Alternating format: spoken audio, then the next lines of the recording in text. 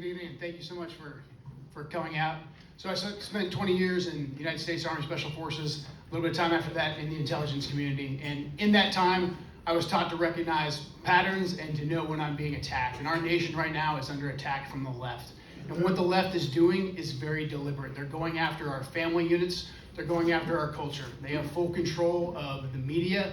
They have the full control of the education system. This is a complex information war that we are in.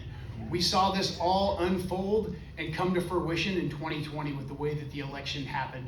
The way that the bureaucrats and technocrats, social media, and our media moved in lockstep to take away our vote in 2020. And then they told us that we couldn't even question it. And if we did, we'd be branded as insurrectionists, fringy people, white supremacists, and a host of other derogatory terms that had consequences. And those consequences led to us being deplatformed and our ability to earn a living taken away, our ability to have access to our free speech taken away.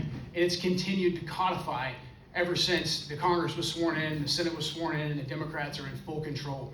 H.R. 1 is extremely radical. It's trying to take away and codify 2020 and the election and the way that that went down.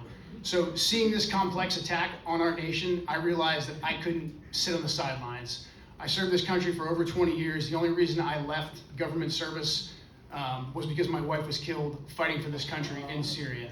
So I've been on the receiving end of failed policy. My wife would be alive right now today had the Democrats and the bureaucrats not slow-rolled President Trump in withdrawing our troops from Syria. So I know what being on the receiving end of failed policy feels like, and I don't want to let that happen to our country.